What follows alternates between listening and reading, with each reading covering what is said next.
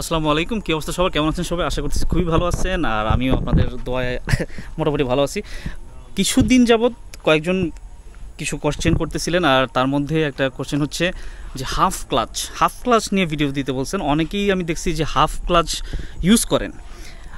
এটা আমরাও করি, সময় বিশেষে, ক্ষেত্র বিশেষে ইউজ করি, তবে সবসময় আসলে হাফ ক্লাচটা ইউজ করা উচিত না।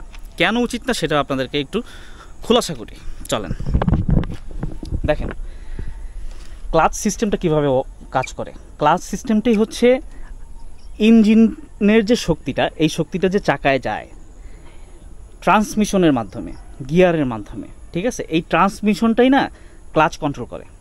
আপনি যখন ক্লাচ পুল করবেন, যখন আপনি ক্লাচটা টানবেন, তখন কিন্তু ইঞ্জিন থেকে চাকায় আর কোনো শক্তি যাবে না। এক কথায় নিউট্রাল গিয়ারে থাকা অবস্থায় আপনি বাইকে যেরকম ফিল করেন, বাইক অথবা কার সবগুলোতে সেম অবস্থা হয়, সেম জিনিসটাই হবে।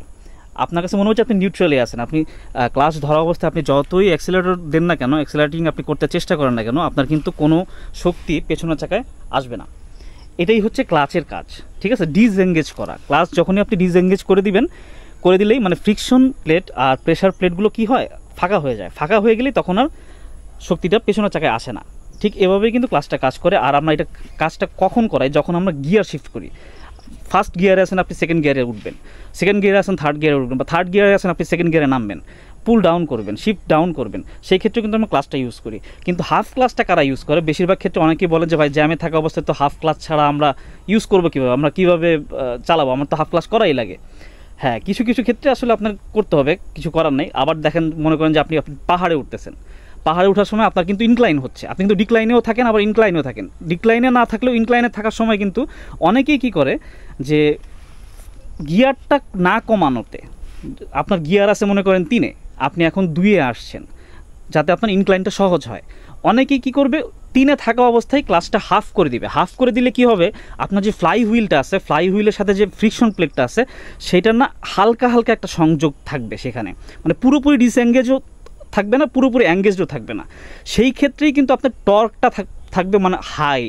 আপনি যেমন ফার্স্ট গিয়ারে অনেক টর্ক পান, আপনি যখন নিউমেরিক্যালি উপরের দিকে উঠবেন আপনার টর্ক কিন্তু কমতে থাকবে। আপনি যত হায়ার গিয়ারে উঠবেন আপনার টর্ক কমবে, বিএইচপি দেখা যাচ্ছে বাড়তেছে। আপনি টর্ক কম পাচ্ছেন, বিএইচপি বেশি পাচ্ছেন, স্পিড বেশি পাচ্ছেন। বিএইচপি মানেই কিন্তু speed, BHP equal to speed. তো আপনার কিন্তু ইনক্লাইনের সময় স্পিড প্রয়োজন নেই, আপনার প্রয়োজন টর্ক। আর সেই ক্ষেত্রেই অনেকে এই কাজটা করে যে আমি গিয়ার ডাউন করবো না, শিফট ডাউন করবো না, আমি ক্লাচটাকে হাফ করে দিব। হাফ করে দিলে আমার টর্কটা তখন বেশি পাবে, তখন আমি ইনক্লাইন করে উপরে উঠে যাব। এটা অনেকেই করে, জ্যামে বসলেও করে, যে বারবার ক্লাচ ছাড়া, বারবার করা, গিয়ার ডাউন করা, আবার আপ করা, এটা একটা ঝামেলা মনে হয়। এই জন্য অনেকে এই হাফ ক্লাচটা ইউজ করে, বাট এটা করা যাবে না। কেন যাবে না? আপনারা চেষ্টা করবেন বিরত থাকার জন্য। কারণ যখন আপনি এইভাবে করে ফ্রিকশন প্লেট আর প্রেশার প্লেটকে একবার ডিসএঙ্গেজ করবেন, একবার এঙ্গেজ করবেন, এভাবে করলে তো এমনিতে ক্লাচের ক্ষয় হয়ই, কিন্তু যখন আপনি হাফ করবেন, হাফ করাটা মানে হচ্ছে আরও বেশি ঝামেলা করা, আরও বেশি ক্ষয় করা। কোনো কিছু কিন্তু মিডিল ভালো না। যেমন দেখবেন যে মধ্যবিত্তরাই সবসময় ঝামেলা থাকে, একেবারে নিম্নবিত্তেরও ঝামেলা কম থাকে, একবারে উচ্চবিত্তেরও কিন্তু ঝামেলা কম থাকে। মধ্যবিত্ত যারা, তাদেরই দেখবেন যে যত সমস্যা। ঠিক ওরকম মাঝামাঝি কোনো কিছুই ভালো না, হয় আপনি ক্লাচ এঙ্গেজ করেন, না হলে ডিসএঙ্গেজ করেন। এই হাফ ক্লাচ করে গাড়ি চালাবেন না, ক্লাচ প্লেট কিন্তু খুব দ্রুত পুড়ে যাবে, এবং দেখবেন যে ক্লাচ পুরো সেটটাই আপনাকে চেঞ্জ করতে হতে পারে, প্রেশার প্লেট থেকে শুরু করে সব কিছু। সো আমার